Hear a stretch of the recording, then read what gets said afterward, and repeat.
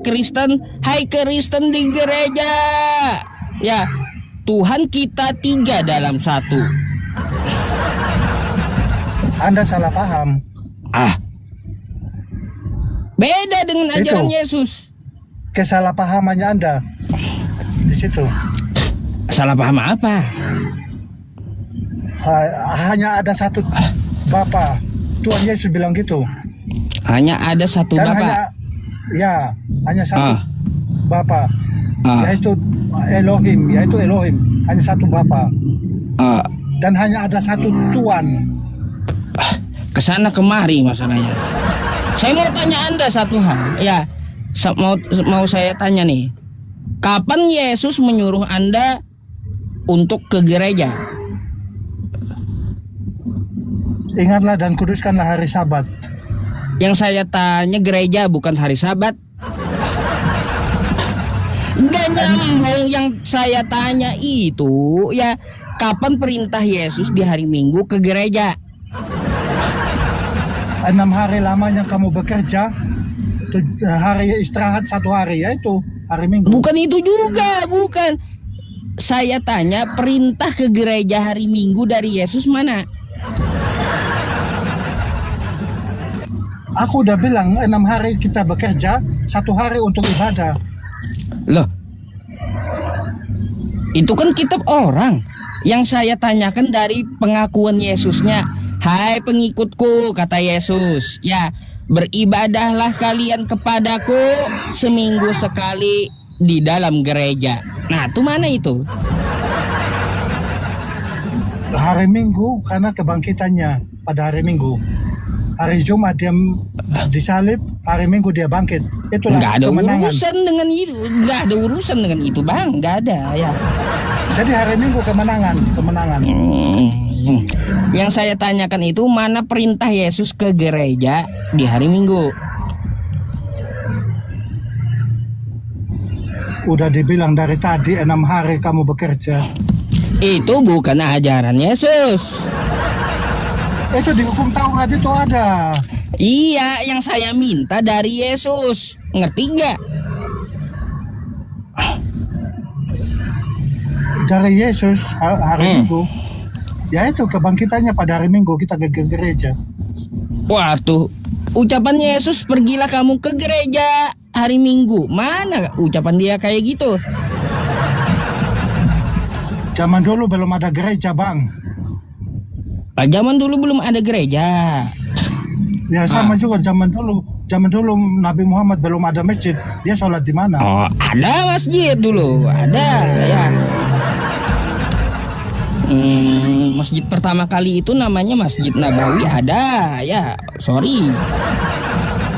Ada di zaman Nabi kami masjid itu sudah ada gitu. Nah di zaman Yesus gereja itu kayak gimana? Ada nggak Yesus bangun gereja emang?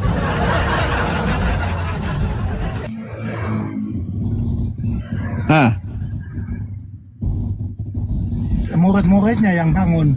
Itu semua dari Korintus, dari mana semuanya itu murid waktu Yesus terangkat, muridnya yang bangun gereja.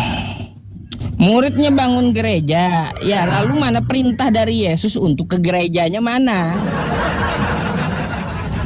Yang saya cari itu perintahnya dari Yesus. Perintah dari Yesus tidak ada. Lalu ngapain Anda ke gereja kalau nggak ada perintah Yesus? Ya karena Tuhan Yesus bilang 1-2 orang berkumpul dalam namaku, aku akan hadir. Ada. Nggak ada juga Yesus ngomong ke gereja. Terus kagak ada juga perintah Yesus ke gereja. Lalu Anda mengikuti perintah siapa ke gereja? Ada.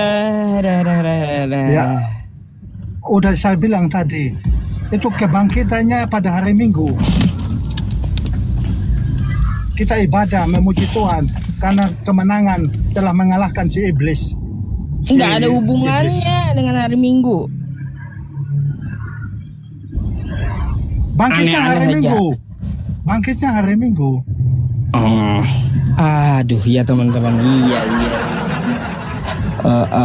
Dan aku mau tanya satu lagi, aku tanya. Apa tuh? kenapa kemahakuasaannya Allah kok ada sama Isa Al-Masih putra Maryam? Di mana itu? Yang pertama, Di mana? dia dapat menciptakan burung dari tanah, dia menghembuskan nafasnya menjadi burung Terus? beneran. Terus Yang kedua, Allah itu hakim yang adil. Ternyata hakim Nabi yang Muhammad adil. berkata Isa akan turun menjadi hakim yang adil. Terus biar dulu ya Yang teman-teman. ketiga. Akut ini masalahnya akut. Kita jelaskan nanti ya. Yang ketiga, semua kalian berdoa tiap hari mengucapkan ihdinas siratal mustaqim. Wah. Tuhan Yesus berkata, Anna wa tariq al-haq al-haya. Oh, itu aja yang dihafal kali ya. Akulah jalan dan kebenaran dan kehidupan. Dan di Al-Quran juga di surat Asy-Syukur ayat 61. Itu juga Apa Isa bunyinya? Al-Masih. Al-Zukhruf 61 apa bunyinya? Bunyinya,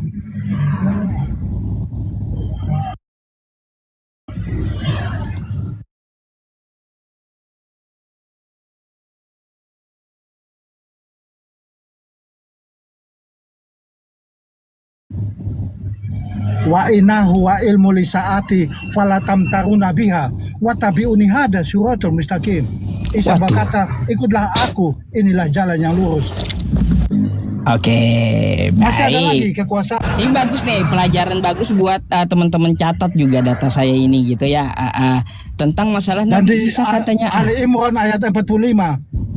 Ali Imran ayat 45. Isa Al-Masih wajihan fit dunia wal akhirah. Dia terkemuka di dunia dan akhirat. Seharusnya hanya Allah yang terkemuka di dunia dan akhirat. Kenapa Isa di situ? Baik.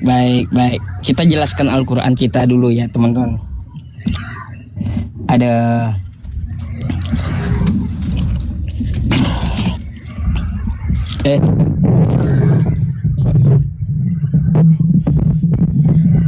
Aduh, bentar ya. Bentar bang, Ya. air saya kebalik. Tunggu.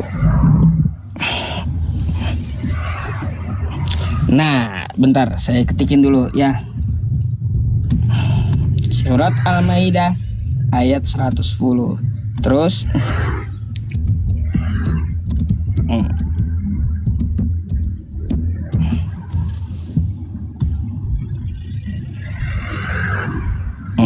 sabar ya.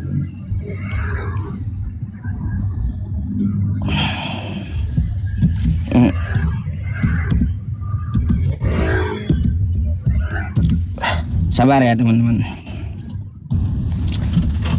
Saya buka datanya. Nanti kalau kita menjelaskan Al-Quran kita, meskipun kita hafal teman-temannya, dianggap tidak berdata gitu.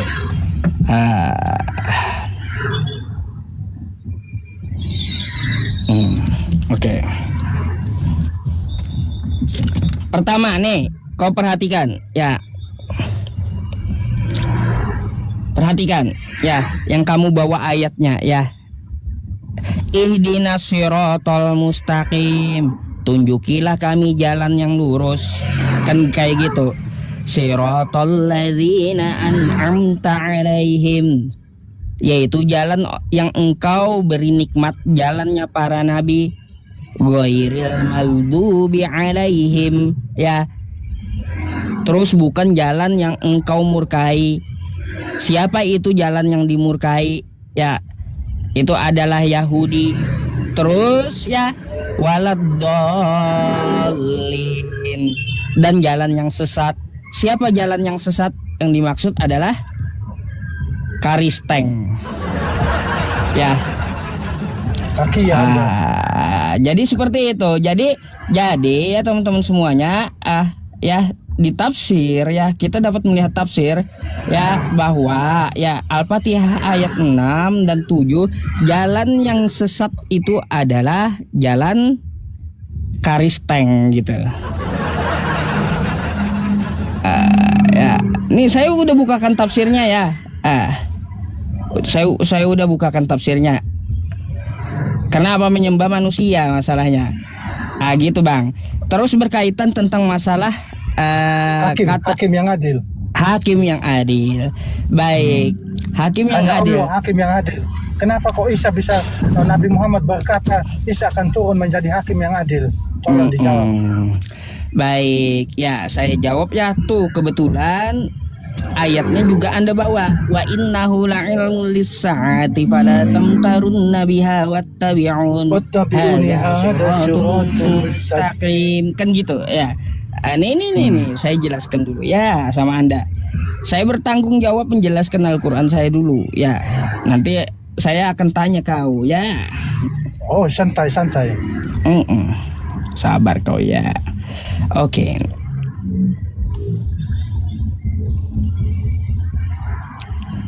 Surah apa tadi?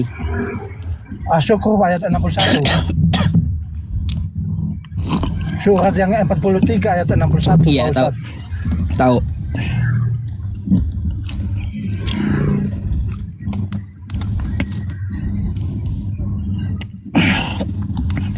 Itu dia ilmu juga, punya ilmu. Wa ilmu lisaati, punya ilmu tentang gitu ya. mengetahui hari kiamat. Gitu. Mengetahui hari kiamat. Wah. Akan pertandanya datang hari kiamat. Oke. Wa ilmu lisaat. Bang. Wa innahu la'ilmu lis-sa'ati fala tamtarunna biha wattabi'un hadza siratum mustaqim. Sesungguhnya dia Isa adalah benar-benar menjadi pertanda akan datangnya hari Ya, kiamat. betul. Oleh karena itu, janganlah sekali-sekali kamu ragu tentang kiamat itu. Ikutilah petunjukku, ini adalah jalan yang lurus. Oke? Betul. Gimana jalan yang lurus menurut Isa? Ikutlah aku. Inilah jalan yang lurus. Nih jalan yang lurus kata Nabi Isa ya. Bentar. Jalan yang lurus tuh kata Nabi Isa. Baca ayat 64-nya ya. Al-Zukhruf tadi nih 64. Apa jalan yang lurus kata Nabi Isa? Sesungguhnya Allah dialah Tuhanku dan Tuhanmu, sembahlah dia, ini adalah jalan yang lurus. Iya, karena Jadi dia jalan yang Allah. lurus itu ya sesuai Al-Zukhruf 61 Bang ya. Itu adalah menyembah Allah kata Nabi Isa. Ya, itu perkataan Isa kok. Lah ini kan perkataan Isa memang. Iya. Jalan yang lurusnya kayak gimana? Sesungguhnya Allah dialah Tuhanku dan Tuhanmu, sembahlah dia, ini adalah jalan yang lurus. Tuh kata Nabi Isa, sembah Allah bukan menyembah dirinya. Macam mana Bang? Kan udah tahu Isa itu firman Allah, kalimatullah. Ya, jadi kayak gitu. Udah tahu juga Isa itu, Nabi Isa itu adalah seorang hamba. Lalu Anda mengatakan apa lagi tadi? Nabi Isa hakim yang adil. Betul. Nabi Isa itu turun kedua kalinya. Ya, apa tujuan dia turun? Itu belum kiamat. Tujuan dia turun satu, memberanguskan Kristen. Tuh ya. Yang mungkin. kedua satu dia mematahkan salib-salib. Dua, dia akan membunuh babi. Ya. Tiga, dia akan menghapus jizyah. Kan kayak gitu. Itu Nabi Isa turun menurut pemahaman kami. Jadi Nabi Isa itu nanti dia jadi hakim yang adil kepada para penyembahnya. Tapi sayangnya Yesus atau Nabi Isa ini dia dihakimi oleh Allah Subhanahu wa taala, Bang. Masa kalamnya dan rohnya kok diadili sendiri. Gimana Anda ini? Nah, makanya baca Quran surah Al-Maidah ayat 73, ayat 72. Laqad kafarul ladzina qalu innallaha huwal masihu ibnu Maryam. Kan kayak gitu.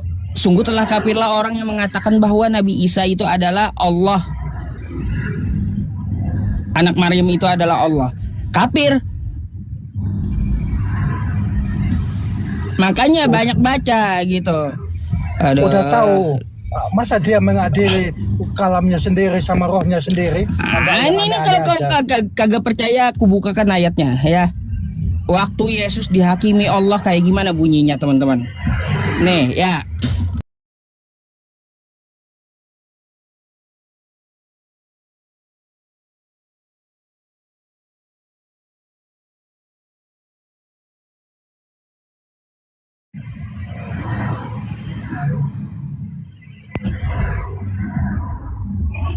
Kok aneh? Apa saya ini aneh?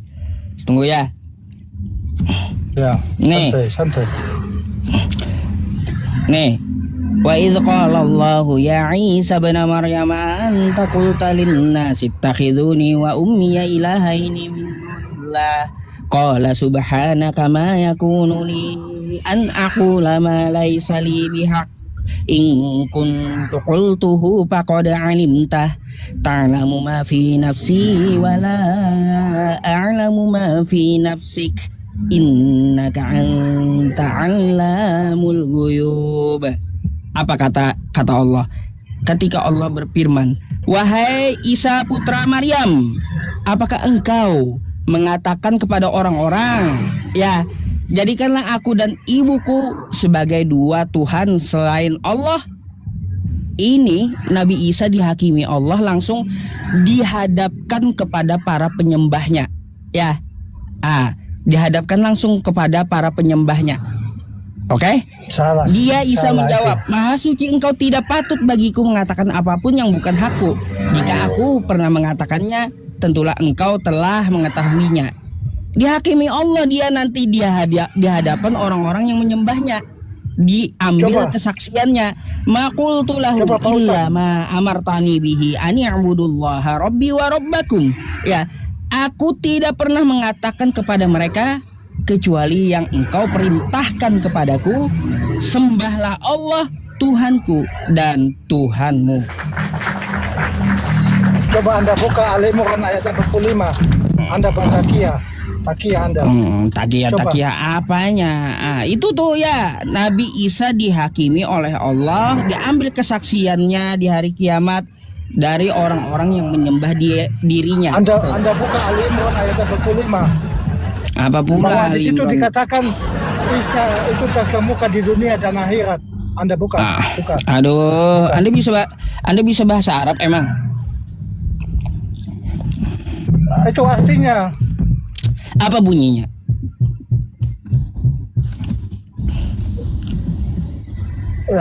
Malaikat menyampaikan kabar gembira kepada Maryam. Bunyinya Arabnya, Al-Quran saya itu Arabnya. Saya belum hafal Pak Ustadz bahasa Arab. Belum hafal tapi berani mempermasalahkan.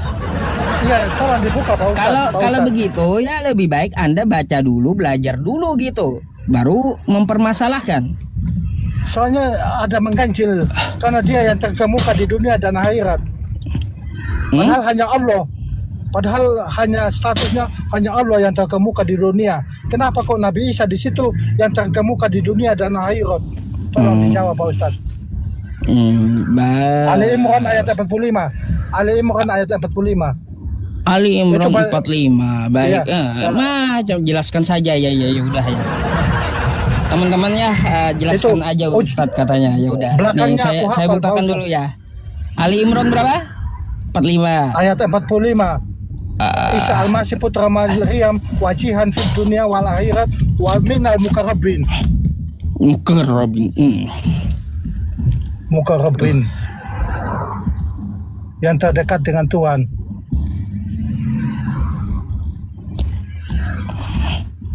Kepencet apa tadi? Sabar ya. Paksa harus ulang. Surah apa tadi? Ali Imran ayat 45 Pak Ustadz. 45. Dijelaskan aja kata teman-temannya, udah ya, tanggung jawab kita jelaskan ya. Idz qalatil malaikatu ya Maryamu innallaha yubasyyiruki bi kalimatin min husmuhul Masihu Isa ibn Maryam wajihan fid dunya wal akhirah wa minal muqarrabin. Ya teman-temannya, ingatlah ketika malaikat Jibril berkata, wahai Ibrahim, Wahai Maryam, sesungguhnya Allah menyampaikan kabar gembira kepadamu tentang kelahiran anak yang diciptakan dengan kalimatnya, namanya Isa putra Maryam, yang terkemuka di dunia dan di akhirat, serta termasuk orang-orang yang didekatkan kepada Allah. Di sini orang-orang ini ada berapa, Bang? Kalau di situ disebutkan ada orang-orang, ada berapa banyak? Ya, otomatis Isa itu kalau Bentar dulu. Allah Saya yang mau pasti tanya dulu. terdekat dengan Orang-orang Allah. ini ada orang-orang ini cuma satu orang atau banyak? Kalau orang itu bisa satu, kalau orang-orang bisa banyak. Banyak. Berarti salah satunya adalah Nabi Isa yang terkemuka ya. Betul. Dari banyak orang tadi. Iya, dari nabi-nabi semua dia yang kalamnya Allah dan rohnya Allah. Iya, dia terkemuka dari orang-orang yang terkemuka juga kayak gitu ya. Nah, baik. Ini ya teman-teman. Perhatikan nih ya, kosa kata wajih bentar. Bentar ya. Aduh, ini keyboard saya ini. Nih teman-teman. Perhatikan nih. Kosa kata wajih ya. Nih. Ya, wajiha, kosakata terkemuka ya. Ini juga dipakai oleh Nabi Musa. Di mana ayatnya ya? Di ayat Al-Ahzab ya. Al-Ahzab. Musa itu bukan kalam Allah. Sabar. Isa itu yang kalam Allah. Sabar ya Bang ya, sabar. Ayat 69. Sabar. Jangan kejang dulu ya. Apa di sini dikatakan? Ya ayyuhalladzina amanu la takunu kalladzina adzaw Musa fabarra'ahu Allahu mimma qalu wa kana 'indallahi wajiha. Ya, wajihan. Apa artinya? Terhormat di sisi Allah. Tapi bukan dunia dan akhirat dia. Nabi Isa apa tadi? Nabi Isa apa tadi diterjemahkan terkemuka. Kan kayak gitu. Di dunia dan akhirat. Ya. Terkemuka di dunia dan di akhirat. Itulah hanya Allah jadi aslinya ya jadi Bang ya, kalau Anda membawa Al-Qur'an saya itu satu, para nabi itu juga adalah orang terkemuka. Masalahnya salah satunya Nabi Isa. Bukan berarti Nabi Isa itu jadi istimewa daripada nabi-nabi yang lain. Terus kenapa dia disuci? Nabi-nabi yang lain tidak ada yang di Al-Quran mengatakan suci, tapi kenapa di Al-Quran Isa itu yang suci? Tolong dijawab Pak Ustadz. Nanti saya tanya balik boleh ya? Enggak masalah Pak Ustadz, gampang. Iya, gak apa-apa. Kayaknya ada yang meremot Anda kan di sebelah Anda. Jadi saya tuntaskan dulu syubhat Anda semuanya, kan kayak gitu. Meremot apanya? Ini aku di pinggir jalan Pak Ustadz. Baik, ya. Jadi begini. Yang Anda pertanyakan apa lagi? Surat Maryam ayat 19, kok dia yang paling suci? Seharusnya Allah yang suci. Bang, itu gampang. Hadis kullu mauludin yuladu alal fitrah. Semua bayi yang dilahirkan itu suci. Apa? Ayo. Tapi ada di ayat yang mengatakan semua Iya, termasuk Nabi Isa. Ada hadis Nabi Muhammad mengatakan semua bayi disentuh iblis, hanya Isa putra Maryam tidak disentuh iblis. Iya, dia suci sama seperti bayi lainnya. Kullu mauludin yuladu alal fitrah. Dia nggak disentuh oleh iblis, sama seperti bayi-bayi yang lainnya baru lahir gitu. Kenapa sih? Nabi Muhammad yang mengatakan bahwa semua bayi itu. Betul kata Nabi Muhammad, itu betul. Semua disentuh setan, disentuh iblis. Iya, bayi. Nabi Isa Hanya tidak disentuh setan, betul itu. Sama seperti ibu-ibu yang baru melahirkan itu nggak ada setan yang menyentuh anaknya yang keluar dari perutnya, nggak ada. Sama artinya apa? Maksudnya apa? Nabi Isa itu sama dia dengan anak-anak yang lainnya. Oh, beda. Nah, itu maksudnya. Tidak ada nabi yang suci, tidak ada rasul yang suci, hanya Isa putra Maryam. Ukurannya. Jadi yang suci di situ maksudnya adalah dia tidak berdosa. Ya, Betul. dia itu bukan anak hasil zina. Kayak gitu. Kalamnya Allah. Dia itu rohnya Allah. Kullu mauludin yuladu 'alal fitrah, semua bayi yang dilahirkan itu ada dalam keadaan suci. Sama seperti Nabi Isa gitu. Gimana? Apa yang Anda mau tanya Pak Ustadz? Lukas 2 nomor 11. Tolong dibaca. Oke. Tolong, aku di pinggir jalan Pak Ustadz. Ya. Giliran saya bertanya ya teman-teman semuanya. Capek udah saya ditanya terus ya. Sorry. Gak apa-apa kalau dia saya akan pertanyakan hal ini ya teman-teman. Saya buka dulu Alkitab Sabda.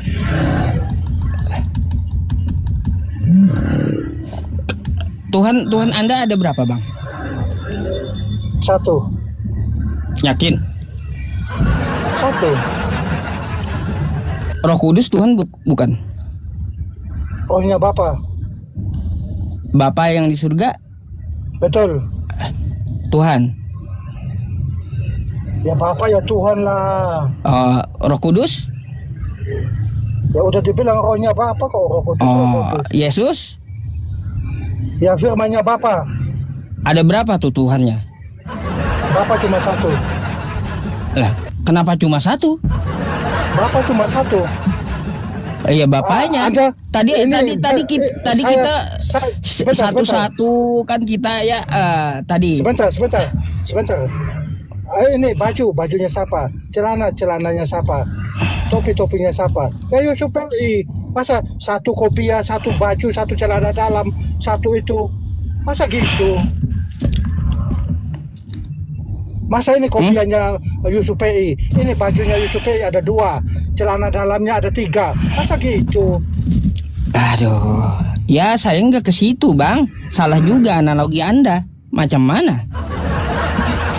Yesus apa? Firmannya Bapa. Oh, Roh Kudus, rohnya Bapa. Udah selesai. Saya tanya lagi sama Anda. Bapa itu Tuhan atau bukan? Bapa yang tidak terlihat. Tuhan. Ya iya dong. Roh Kudus Tuhan atau bukan? Rohnya Bapa. Tuhan juga. Rohnya Bapa ya pastilah. Terus Yesus? Firmannya Bapa. Kamu putar-putar. Firman dari Bapa. Tetap gitu jawabannya. Jadi ada berapa tuh? Ya Bapa cuma 1. 1. Bapa cuma 1. 1. Iya, kalau dia Bang, Anda belajar matematika di mana sih? Tuhan tidak pakai di matematika. Aduh. Tidak sampai akal pikiran Anda tidak sampai kita kepada Tuhan. Kalau tidak sampai akal pikirannya ngapain di imani? Kan sudah diturunkan nabi-nabi firmannya, rohnya sudah diturunkan. Firmannya itu untuk menyelamatkan kita yang berdosa. Ingat Yusuf PI. Firmannya Bapa itu, rencananya Bapa itu untuk menebus kita itu. Mana kehendak Bapa di sorga? Tunjukkan sama saya dalilnya di mana kehendak Bapa di sorga agar Yesus itu tersalib di tiang salib. Karena kasihnya Bapa sehingga dia mengutus firmannya. Itu cuma itu yang Anda hafal ayatnya. Anda nggak tahu Yesus itu hamba Tuhan. Di dalam Matius 12 nomor 15, Yesus itu adalah hamba Tuhan. Betul, sebagai manusia, betul. 100. Jadi kalau dia waktu jadi manusia bukan Tuhan. Itu sama dengan pengorbanan, sama dia juga dia dibilang anak domba Allah. Sama. Yang saya tanya waktu dia jadi manusia, dia Tuhan atau bukan? Dia menjadi manusia untuk mencurahkan darahnya, itu rencana Bapa. Saya mau tanya aja, waktu dia jadi manusia, dia Tuhan atau bukan? Dia jadi manusia, firmannya Bapa jadi manusia. Tuhan atau bukan? Kamu tahu Tuhan itu artinya apa? Nah ya makanya dijelaskan lah. Kayak gimana sih? Kalau di Arab itu bahasanya Rob. Jangan ke Arab dulu. Ya, coba Anda jelaskan. Tuhan itu apa sih? Tuhan itu sebagai yang menuntun, yang memimpin, yang mengatur cara-cara kita mendekat kepada Bapa. Itu disebut Tuhan. Ada. Jangan bingung Pak Ustadz P. Ingat, kalau Anda tidak percaya Isa Al-Masih juru selamat, Anda akan binasa dalam neraka. Udah, kalau mau ikut Nabi Isa sembah Allah itu intinya. Iya, Isa. Iya, itu sembah kata Nabi Isa kalau mau jalan yang lurus sembah Allah, bukan itu menyembah perintah dirinya. Allah. Itu rencana Allah untuk menyelamatkan manusia itu dari dosa Adam dan Hawa. Wah, ada kayak gitu ah. Kok ada kayak gitu? Karena Nabi Adam karena satu berbuat dosa. Itu cuma doktrin kalian yang berbeda Kalau dengan satu. ajaran Yesus ya. Berbeda dengan ajaran Yesus. Lama-lama Bang ya, karena Anda ngomong di bawah itu ya, mereka beli bodrek itu satu papan gitu loh. Nggak jelas semua yang penjelasan Anda itu gitu loh. Al-Quran sama Alkitab itu kok sama? Samanya di mana? Ada Yesus lahir, Yesus mati, Yesus bangkit naik ke surga. Kenapa kok sama? Aduh itu pun. Kalau Kenapa kok sama? Al-Quran saya Kenapa itu kok sama? Kalau membahas masalah yang itu, Al-Quran saya itu bagi saya ecek-ecek itu ya, ecek-ecek. Enggak, kenapa kok sama Pak Ustadz?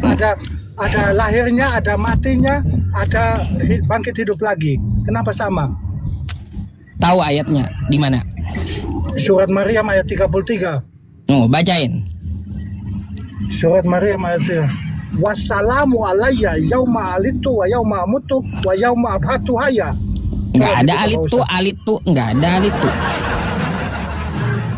Wassalamu alayya wa yauma amutu wa yauma alitu wa yauma abhatu hayya. Coba apa itu? Hatu-hatuanya. Hatu-hatuanya. Kesejahteraan ketika aku lahir. Hanya. Ketika aku bangkit hidup lagi. Coba. Kenapa kok sama Pak Ustadz? Kenapa kok sama? Bukan yang kayak gitu. Yang dimaksud Quran itu Nabi Isa seperti Yesusmu. Ya. Bukan seperti itu. Kau bisa bahasa Arab atau enggak sih? Coba lihat kosakata Arabnya tuh. Wassalamu alayya yauma wulidtu wa yauma amutu wa yauma ub'atsu hayya. Aku nggak bisa kol-kola. Nggak ada kol-kolah juga di situ. Dengerin nih ya, dengerin. Saya kasih tahu. Wassalamu alayya yauma wulidtu wa yauma amutu wa yauma ub'atsu hayya. Saya jelaskan ya teman-teman semuanya. Ya, wassalamu dan keselamatan. Yauma wulidtu pada hari aku dilahirkan. Ya. Wassalamu yauma wulidtu wa yauma amutu. Di sini wulidtu adalah kejadian yang telah lalu. Ya, dia memakai fiil madhi. Fiil madhi itu apa? Fiil madhi itu adalah kejadian yang telah lampau. Kita sepakat kan di masa yang lalu Nabi Isa atau Yesus itu dilahirkan. Makanya memakai kosakata wulidtu. Terus nih, saya bukakan aja ya. Nanti dikira ngomong doang saya gitu ya. Inilah teman-teman, saya nggak kayak gimana ya, kalaunya tanpa diperlihatkan Kristen ini takutnya nggak ngerti mereka gitu lah. Ada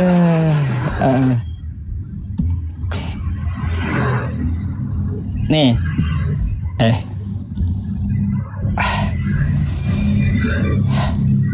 ini ayat dalam kepala saya masalahnya. Iya teman-teman, aduh. Nggak kok sama dengan Alkitab.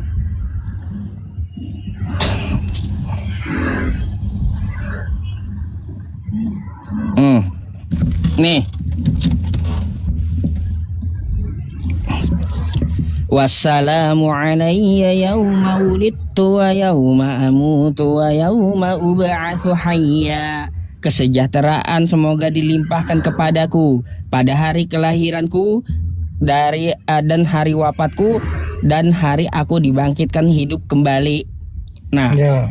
Kok sama? perhatikan kosakata Arabnya. Nih ya teman-teman, kosakata Arabnya fi'il madi, yaitu menyatakan telah terjadi. Kita sepakat ya, Nabi Isa di zaman dahulu abad pertama beliau dilahirkan, betul? Makanya Al-Quran menggunakan kosakata masa lampau. Terus wa yauma amutu. Nah, ini beda. Ini fi'il mudhari'. Kalau ini tadi fi'il madi. Ini fi'il mudhari'. Fi'il mudhari' itu apa maksudnya? Kejadian yang akan datang, ya. Jadi terjemahannya wa yauma amutu, dan hari aku akan mati. Ya. Artinya saat ini Nabi Isa belum mati, ya teman-teman semuanya. Ya, belum mati Nabi Isa. Belum turun gitu. Anda takia. Kan kayak gitu. Belum mati, artinya Nabi Isa saat ini belum mati, ya kawan-kawan semuanya. Terus juga wa yauma ub'atsu hayya ub'atsu. Lagi-lagi hari kebangkitan di hari kiamat maksudnya. Batakia Anda. Ini hari kebangkitan hari kiamat rupanya. Bukan seperti Yesus mati di tiang salib, bangkit hari ketiga. Bukan kayak Di gitu. dalam ayat Al-Quran. Di dalam ayat Al-Quran juga Makanya belajar. Ya, belajar. Aduh. Makanya Bang, kau nggak akan bisa menyerang saya dari Al-Quran saya sendiri gitu. Karena mohon maaf, saya bukan ujuk atau menyombongkan diri. Karena saya baca tiap hari Quran saya itu dan saya pahami setiap hari gitu. Dan di ayat Al-Quran lain juga ada Isa. Allah berfirman, ya Isa. Sekarang saya boleh nanya nggak? Boleh. Abangnya terus mau tanya. Di Lukas 2 nomor 11 tadi nih. Saya bukakan dulu.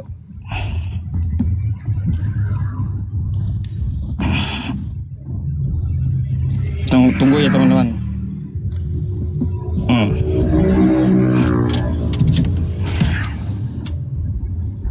Saya mau tanya. Hari ini telah lahir bagimu juru selamat, yaitu Kristus, Tuhan di kota Daud. Yang lahir Tuhan di kota Daud. Ya betul. Baik, yang lahir adalah Tuhan. Aduh, yang di YouTube sorry.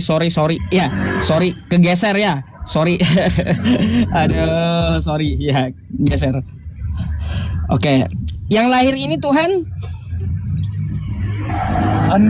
Aku udah bilang dari tadi. Tuhan. Kamu tahu arti Tuhan itu apa? Iya, ini kan Anda sudah jelaskan Tuhan tadi apa, kan kayak gitu, oke? Yang Kalau menguasai, bahasa yang Arab, memiliki. kalau bahasa Ibraninya itu Rabbi. Udah? Nah, di sini kalau bahasa Arabnya Rob. Itu Tuhan itu apa itu? Tuhan. Itu artinya pemimpin. Penuntun. Ini gimana yang saya tanya ini? Coba fokus ke ini. Ini Tuhan ya. Tuhan itu bukan Bapa di surga. Ya iya, Yesus Anda yang salah dilahirkan. Gini, Yesus yang dilahirkan Maria itu adalah Tuhan, betul? Tuhan itu bahasa Indonesia, bahasa Arabnya itu. Yang dilahirkan Maria ini Tuhan, betul? Kamu enggak tahu. Bentar, saya tanya ini, kitab Anda yang lahir ini Tuhan atau bukan? Itu terjemahan Indonesia itu Tuhan. Coba kamu lihat bahasa aslinya ada kata Tuhan apa enggak? Oh, jadi yang lahir ini bukan Tuhan gitu. Yang lahir itu Yesus. Iya, Tuhan atau bukan? Yesus itu firman Tuhan. Aduh. Yang saya tanya, yang lahir itu adalah Tuhan atau bukan? Sesuai nih Lukas. Dalam bahasa aslinya tidak ada kata Tuhan. Lalu menurut Anda di sini apa gantiannya? Tuhan. Tuhan, betul. Tuhan, bukan Tuhan. Betul. Tuhan itu Bapa di surga. Berarti ini salah gitu. Itu terjemahannya Tuan, aslinya Tuan, Tuhan. Oh, berarti ini salah. Salah tulis. Tuhan itu pemimpin, pengayom, pemimpin itu loh maksudnya. Bentar, iya. Berarti ini orang salah tulis gitu. Iya, terjemahannya itu. Salah ini. Iya, Tuhan, seharusnya Tuhan. Loh, oh salah ya? Salah, betul. Oh berarti yang lahir itu bukan Tuhan. Yang lahir itu Yesus, firman Tuhan. Aduh, Oh. tadi kok muter-muter.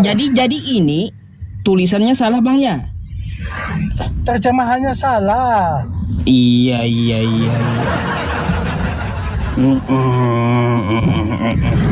Aduh. Sama kayak bahasa Ibraninya Rabbi, bahasa Arabnya Rob, yang memimpin, yang menuntun kita ke jalan yang surga, di surga, gitu loh Pak Ustadz. Iya. Apalagi yang ditanya? Gak ada lagi bang, gak ada lagi. Ngapain saya nanya lagi kan kayak gitu. Bibel Anda sendiri Anda bantah, kitab Anda sendiri Anda bantah gitu. Ya, apalagi saya kan gitu. Tapi bukan Bapa di surga maksudnya. Aduh, oke. Udah saya nggak ada nanya lagi. Kalau gitu saya cari Kristen yang lain gitu bang ya. Oke Pak Ustadz. Oke, makasih atas diskusinya ya. Oke. Terima kasih Pak Ustadz. Sama-sama. Terima kasih. Selamat malam. Selamat malam.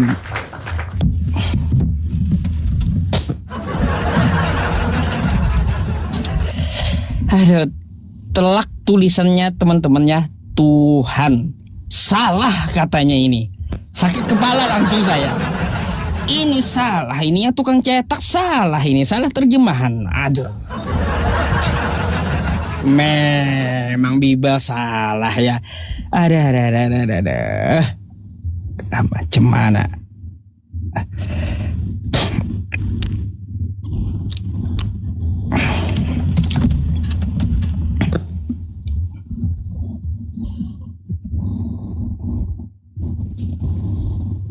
Halo, Selamat malam. gimana kabarnya? Ya baik, alhamdulillah bang.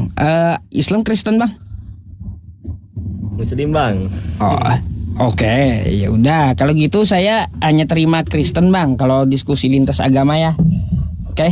Oh iya, aku pengen di fallback sama abangnya. Ya, boleh. Tuh udah. Ya, Insyaallah. thank you, Bang. Ya. Oke, terima kasih banyak. Ya.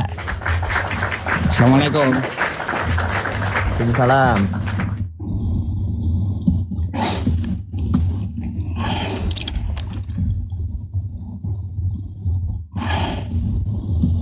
Sabar. Yesus. Oh, ada namanya Yesus. Iya, salah tulis, salah terjemah. Itu yang lagi tulis itu ngantuk mungkin itu ya, teman-teman, ngantuk dia. Katanya yang benar itu Turunin, Pak. Tuhan karena ngantuk Turunin, jadi turunin, Tuhan turunin. gitu. Ya. Halo, selamat malam. Muslim turunin. Oh, Muslim Bang ya? Pencet. Waduh, minta Pencet, naik ente pencet. sih Bang. Oke. Enggaknya Turun dulu ada ya. pencet. Assalamualaikum. Ya. Waalaikumsalam.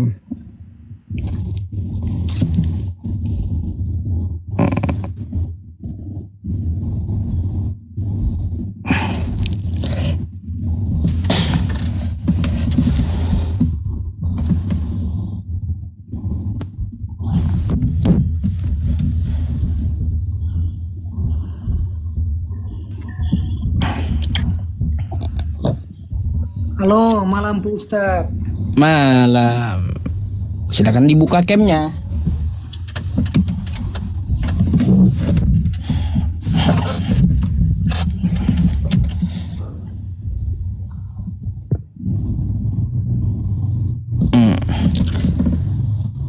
Halo. Open cam dulu bang.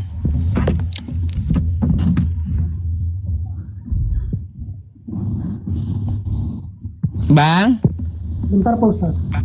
Ya, bentar. Kusimpan dulu.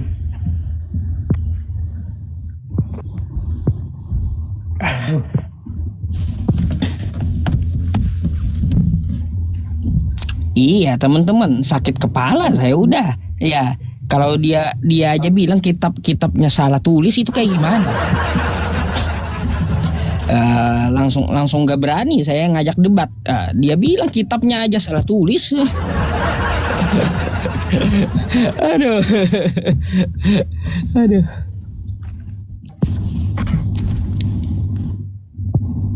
Halo. Ya Pak Ustadz, bentar. Aduh, HP-ku ini. Ini tidak bisa lagi. Tidak bisa simpan ini. Bentar ya, Bu. Aduh.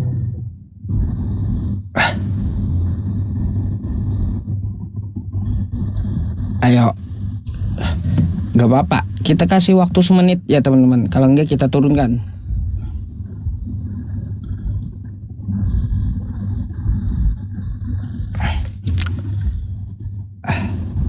Lama teman-temannya. Lama. Kebanyakan basa-basi. Saya malas basa-basi itu ya.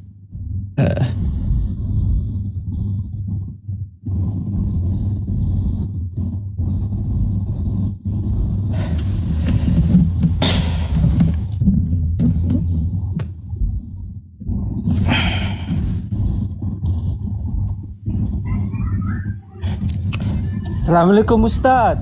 Waalaikumsalam. Iya Bapak. Di follow Ustaz, di follow. Di follow. Iya.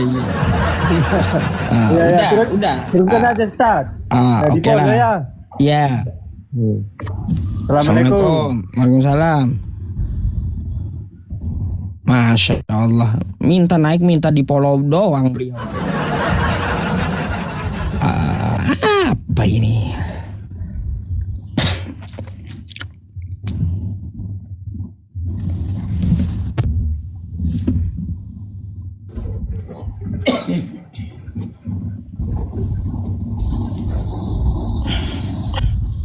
Halo, selamat malam. Malam Sob. Silakan buka kameranya. Nanti aku ngeliat topiknya itu aja dah, nggak pas itu tulisannya itu. Ya iya, dibuka dulu kameranya ya. Penulisan Tuhan itu harus besar. Iya sabar dulu ya. Iya itu memang nakal ini Google ya. Kau protes itu ya, T-nya huruf kecil huruf besar. Baik ya, memang ya. Tuhan ada Tuhan kecil, ada Tuhan besar, masalahnya orangnya ya. Gitu. Salibnya itu juga harus huruf besar. S-nya lagi kau protes. Baik ya. Ini saya ganti ya. Salibnya S-nya harus gede. Oh gitu. Ini nih saya ganti lagi ya. Nah, tuh udah cakep ya. Nah gitu baru pas tuh. Buka kamera dulu. Gak usah, ini lagi buka baju ini. Turun aja kau dah ya. Heran aku.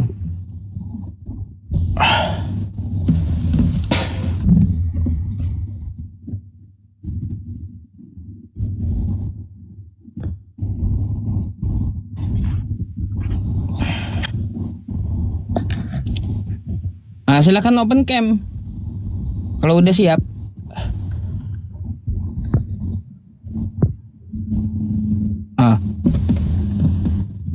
Nah gitu dong. Iya bang, Anda Kristen? Iya Bang, Kristen Pak. Naik mau bertanya, mau berdiskusi silahkan. Iya Pak. Pak Ustadz ada bertanya dulu. Wah, nih sesuai judul. Salib itu siapa yang rencanain? Ayo.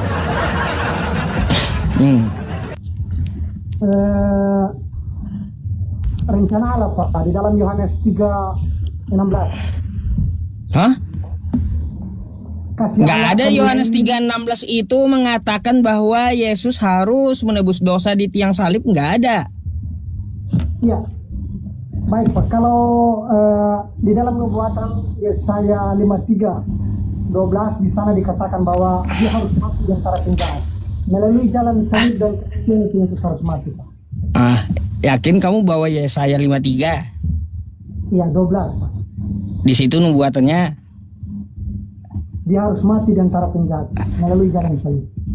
Yesaya 53 nomor 10, korban penebus dosa itu dia akan melihat keturunannya.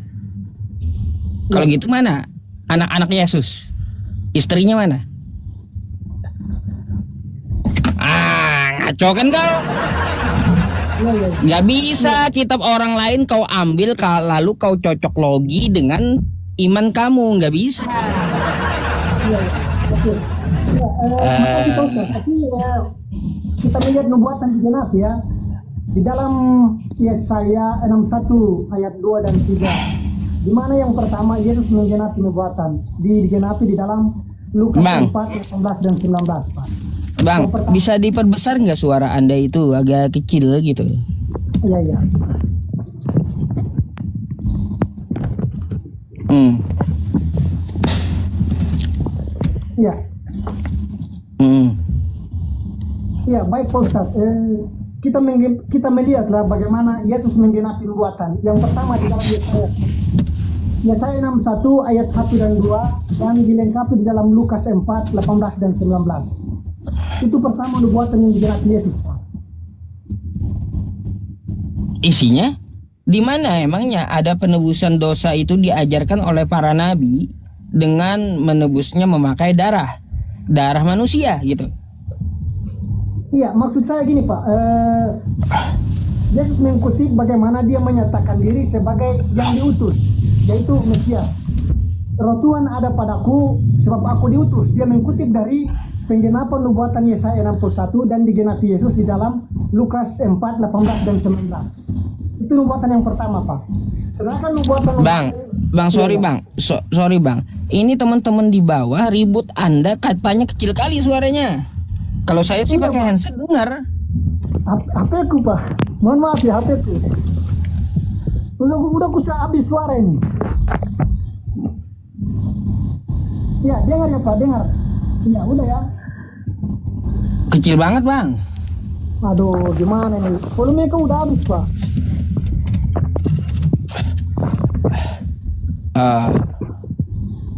Coba silakan. Iya Pak. Jadi kita melihat bagaimana nubuatan digenapi oleh Yesus. Yang pertama itu Pak, dalam Yesaya 61 ayat 2 dan 3. Digenapi yang pertama di dalam Lukas 4, 18 dan 19. Di mana Yesus mengutip dari nubuatan kegenapan Yesaya Pak. Itu yang di Tuhannya Nabi Yesaya ada nubuatannya. Dalam Matius 12 nomor 15. Apa yang dia katakan? Lihatlah hambaku ini. Seperti itu. Kayak gimana sih? Ya, yang maksud saya Yesaya 61 ayat 1 dan 2 Pak. Dan dilengkapi Lukas 4, 18 dan 19. Itu nubuatan pertama Pak yang digenapi Yesus. Bagaimana dia menyatakan dirinya sebagai Mesias yang diurapi. Tetapi orang-orang Nazaret menolak dia Pak. Itu bagaimana Yesus menggenapi nubuatan-nubuatan Pak. Di sana di Yesaya 61 nubuatan untuk menebus dosa dengan darah manusia nggak pernah tertulis seperti itu. Jangan cocok logi dengan kitab orang. Nggak ada para nabi itu mengajarkan ya penebusan dosa di tiang salib dengan darah manusia, nggak ada. Yang meminta darah itu bang, yang meminta tumbal itu ajaran setan gitu. Coba abang ke pesugihan, ke dukun tuh ya. Nanti dia minta tumbal tuh, minta darah, sama tuh ya.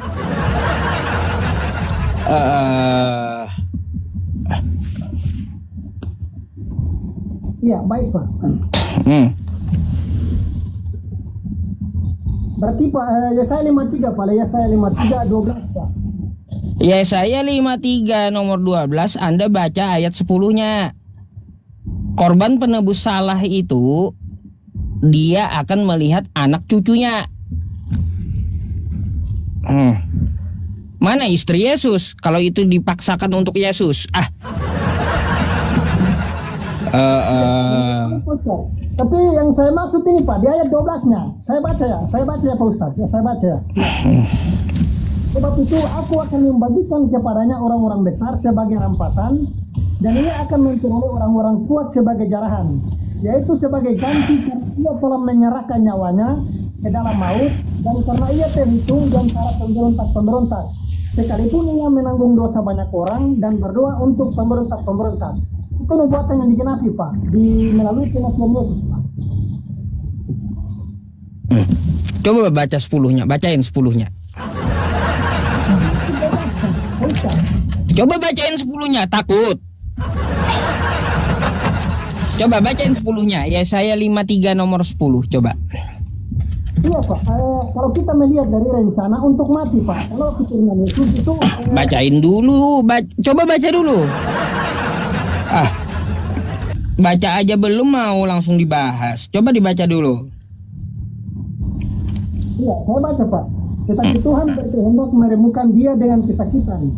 Apabila ia menyerahkan dirinya sebagai korban penebus salah, ia akan melihat keturunannya, umurnya akan lanjut dan ia akan melihat keturunannya. Kalau Anda mau paksakan itu nubuatannya untuk Yesus, mana keturunan Yesus? Mana anak cucu Yesus? Ya, makasih Pak Ustaz. Kalau untuk nubuatan tentang keturunannya di dalam Yesaya 53:10, saya tidak mempermasalahkan ya. Tetapi yang Pak Ustaz tanya kepada saya tentang kematiannya, makanya saya kutip Yesaya 53:12 untuk kematiannya. Karena Saya nggak bahas kematiannya, enggak. Kesana kemari Anda itu ya, yang saya bahas ini ya saya 53.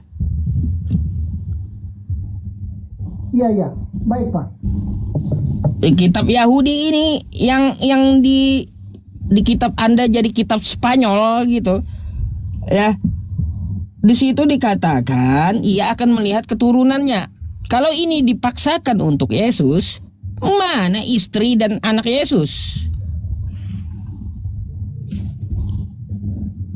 Iya Pak, baik Pak. Tetapi kita melihat tentang kematiannya Pak, tentang penyaliban dan kematiannya, seperti tanya Ustaz kepada saya. Makanya saya kutip dari Yesaya 53:12 Pak. Dia mati di antara penjahat, itu nubuatan tentang kematiannya Yesus Pak. Waduh, nggak bisa ditunjukin. Ngalor ngidul aja. Nggak ada ya keturunan Yesus, nggak ada gitu. Enggak ada Pak, Yesus tidak kawin Pak. Oh berarti nggak usah pakai kitab Yesaya kalau gitu.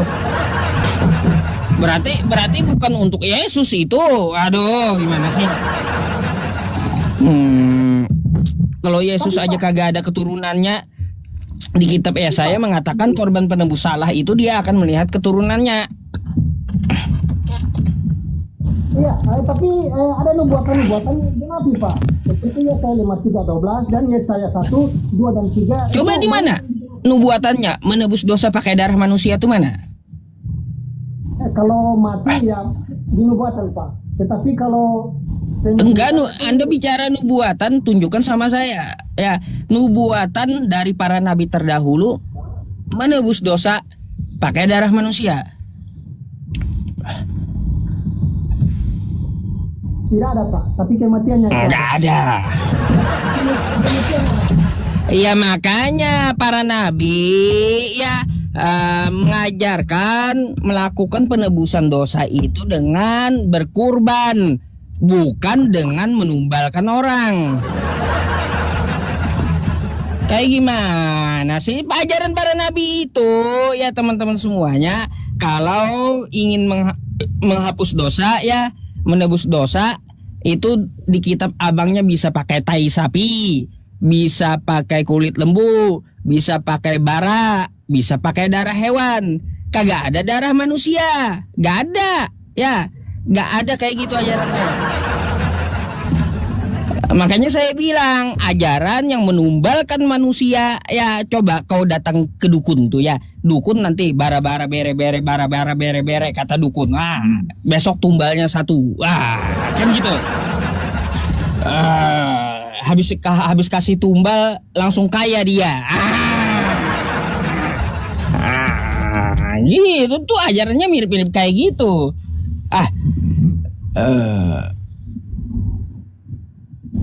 Ya, baik Pak Ustaz. Tapi di dalam nubuatan-nubuatan juga banyak itu terjadi Pak yang digenapi oleh Yesus Pak.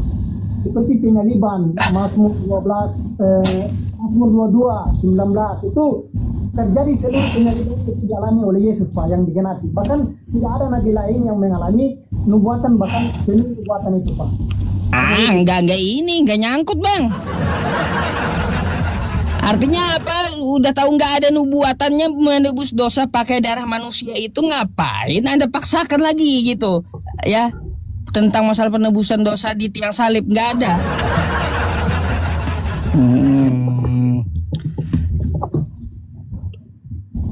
Kayak gimana? Iya, baik Pak Ustaz. Tetapi melalui jalan kematian ya itu memang sudah ditentukan Allah bahwa dia harus mati di antara kita. Melalui jalan kematian. Saya itu nggak perlu asumsi bang, to the point, nggak perlu bertele-tele sama saya itu. Kalau saya tanya A, ya A jawabannya gitu, harus ada langsung. Oke, siap. Iya, masalahnya kalau berputar sana sini, putar sana sini ngantuk saya. Jadi kayak gitu ya teman-teman semuanya. Emangnya Anda ada yang mau dipertanyakan lagi atau nih menurut Anda kayak gimana nih judul salib rencana iblis atau Tuhan? Iya, memang Pak Ustadz, iblis itu dia merencanakan untuk kematian Yesus. Seperti di dalam Kejadian 3:15 ya, di sana dikatakan bahwa ular itu akan meremukan kepala anak dari perempuan itu